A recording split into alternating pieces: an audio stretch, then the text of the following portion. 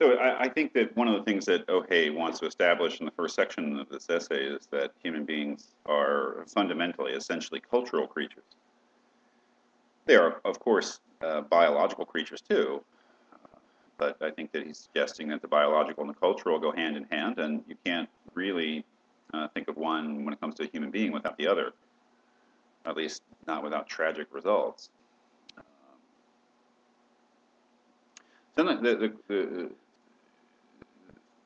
the real interest, I suppose, of the essay is freedom, and how does this fundamental reality of our dual nature, one might say, as cultural and biological creatures, how does this reflect on the question of the possibility of our being free beings? Well, he's already assumed that to some degree we are free beings. But how do these two factors in our nature affect the possibility of freedom? Well, the first thing I think that he notes is that without culture, we would never be, in any sense, free. We couldn't be free without culture. And he chooses to put that question in a particular framework, and that is it's very interesting contrast between pleasure and pain on the one hand and joy and sorrow on the other. If we look on page 316 in the first column, the first full paragraph, he says, if we follow the result of our imaginative experiment, the one about switching the Eskimo and Japanese babies, and separate the process of human growth into a bio-natural and a socio-cultural process, there is no doubt that within the bio-natural process, the basis of our emotional control mechanism lies in the sensations of pleasure and pain, which we seemingly have in common with other higher animals. But in the sociocultural process, this emotional control mechanism of action is gradually transformed from its basic senso-emotional pattern of pleasure and pain into the higher ideo-emotional pattern of joy and sorrow. His notion of animal behavior, and perhaps this is a little bit frankly crude and old-fashioned, is that animals are prompted to action and do what they do purely by the stimuli of pleasure and pain, and that we share animal nature, so of course we too are motivated to act by pursuit of pleasure and avoidance of pain. On the other hand, there are also the phenomena of joy and sorrow, which are correlated, of course, certainly to pleasure and pain, but are different from them. That is, we pursue joy, and we also experience sorrow. But these are things that only are possible for us because we're cultural beings. And as he says at the end of that paragraph, the feelings of joy and sorrow vary considerably from person to person, from culture to culture. So our notions of what basically makes us happy and what makes us suffer are different and more complex than merely the stimuli of pleasure and pain. They are cultural things. And the notion here is that if we are enculturated to feel joy and sorrow as opposed to just pleasure and pain, then our freedom of action is considerably widened. That is, we will, as he says, for instance, for the purposes of joy, we will withstand pain. That is, we will do painful things so that we can feel joy. That's just sort of elementary sort of human behavior. That is, we learn how to do things which are difficult and painful for the sake of larger goals, which are thought to be,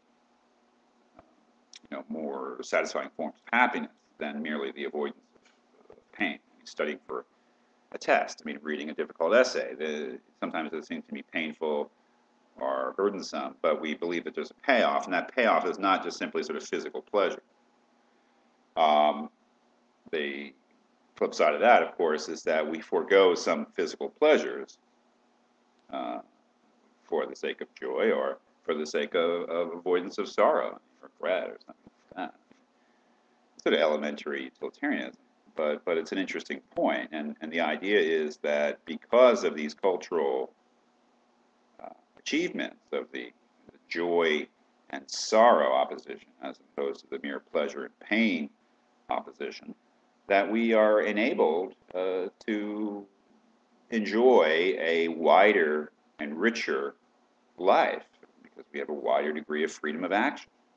We don't simply do what feels good at the moment or avoid what feels bad at the moment. We're able to transcend, to some extent, those physical feelings for the sake of other things. And clearly, he acknowledges that it's only culture that makes this possible for human beings. But then the thing takes an interesting turn because, as he immediately points out, and this connects with the first part of the essay, to feel joy and sorrow, there's no such thing as a human being who feels joy and sorrow. It's always a human being who feels joy and sorrow as a particular person who emerges out of a particular culture. He's very cognizant, as he indicates at the end, of differences between Eastern and Western culture, and he takes for granted that Eastern and Western ways or values with regard to joy and sorrow are going to bound to be different. So we feel joy and sorrow within a particular framework, a particular cultural framework, and although of course, this represents our liberation from nature, you might say, it also represents kind of a prison, right? That is,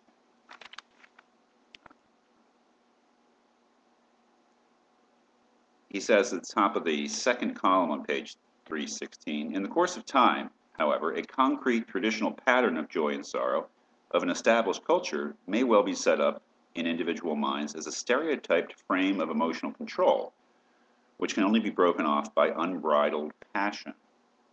And it's that stereotyped frame that I want to focus on. That is, that we find ourselves liberated from nature by culture, but we also find that culture is its own limitation.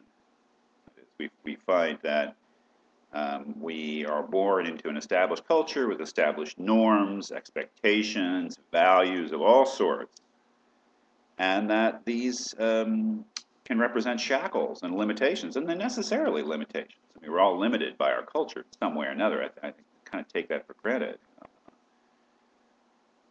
So he's immediately thinking of, sort of in a dialectical way, that the culture frees us from nature, but then culture also imprisons us.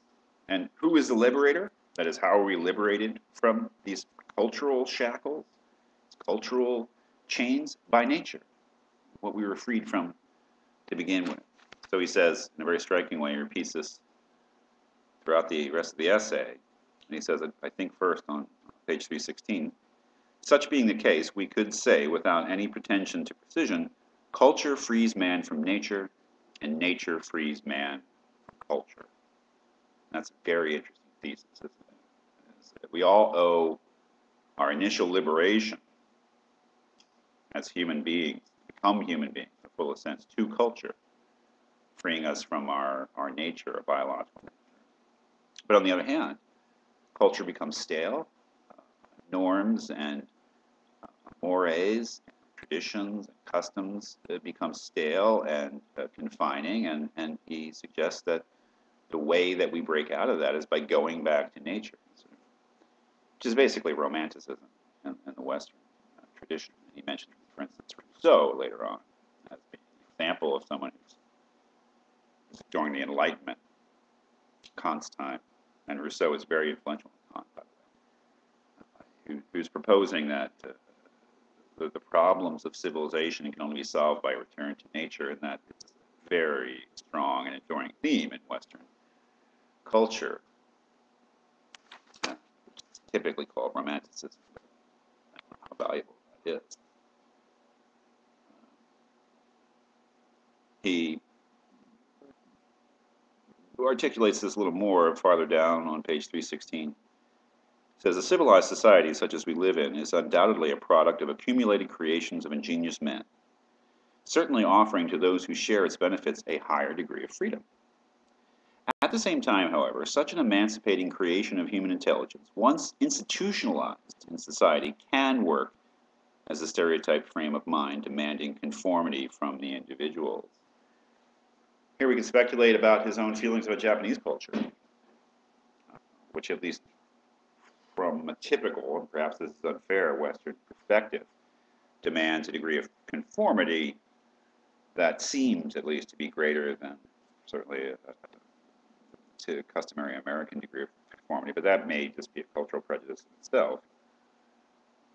but certainly the message here, I think, is clear that human freedom is enabled by nature, and it's also, excuse me, human freedom is enabled by culture.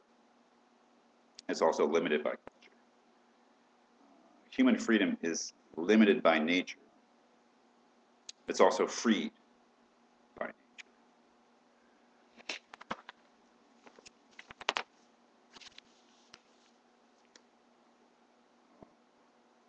So at the end of section 2 on page 317, in this connection, the same paradoxical pronouncement of the preceding paragraph may well be here in place again. Culture frees man from nature, and nature frees man from culture.